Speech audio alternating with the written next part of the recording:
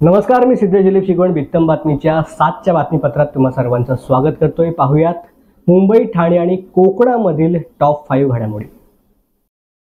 विधानसभा निवडणुकीनंतर महाविकास आघाडी 170 ते 175 जागा जिंकेल असा विश्वास काँग्रेस प्रदेशाध्यक्ष नाना पटोले यांनी व्यक्त केला। त्याचसोबत काँग्रेसच्या नेतृत्वात महाविकास आघाडीचं सरकार बनेल असं विधान केल्यानंतर मुख्यमंत्रीपद काँग्रेसकडे असेल असे सूतोवाच त्यांनी केले। मात्र पटोलेंच्या या विधानावरती संजय राऊतांनी टोला लगावलाय। संजय राऊत म्हणाले की पुढील मुख्यमंत्री काँग्रेसचा असेल हे मी मानत नाही। महाविकास आघाडीचं सरकार असेल, आम्ही एकत्र बसून निर्णय घेऊ। जर नाना पटोले असं म्हणत असतील, पटोलेंना जर हायकमांडने सांगितलं असेल तर तुम्ही मुख्यमंत्री बनवणार असाल तर राहुल गांधी, प्रियांका गांधी आणि मल्लिकार्जुन खरगे यांनी जाहीर करावं असं देखील त्यांनी सांगितलं आहे। महाराष्ट्र विधानसभा निवडणुकीच्या मतदानाच्या दिवशी भाजपने काँग्रेसचे नेते नाना पटोले आणि राष्ट्रवादी काँग्रेस शरदचंद्र पवार गटाच्या खासदार सुप्रिया सुळे यांच्यावरती बिटकॉइन स्कॅम केल्याचा तसेच परदेशी चलन निवडणुकीमध्ये वापरल्याचा मोठा आरोप केला। मतदान सुरू होण्याच्या पूर्वसंध्येलाच माजी IPS अधिकारी रवींद्रनाथ पाटील यांनी सुप्रिया सुळे आणि नाना पटोले यांनी केलेल्या निवडणूक प्रचारामधील बिटकॉइनचा वापर केल्याचा आरोप केला होता।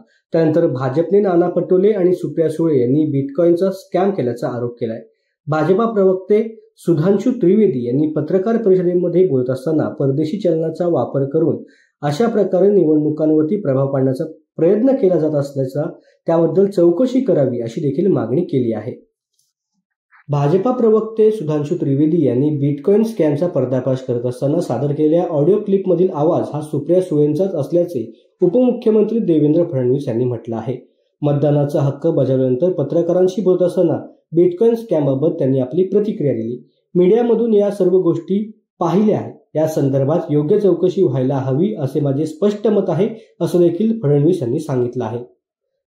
जगामधील सर्वाधिक प्रदूषित शहरामध्ये भारताने अव्वल क्रमांक पटकावलाय। जगामधील पहिल्या 10 प्रदूषित शहरांपैकी तब्बल 8 शहरे भारतातील आहेत। गेल्या काही दिवसांपासून दिल्लीची हवा अति धोकादायक पातळीवर गेली। बुधवारी दुपारी 4 वाजता दिल्लीचा हवा गुणवत्ता निर्देशांक हा 438 वरती गेला होता। दिल्लीची गणना जगामधील सर्वाधिक प्रदूषित शहर म्हणून होत आहे।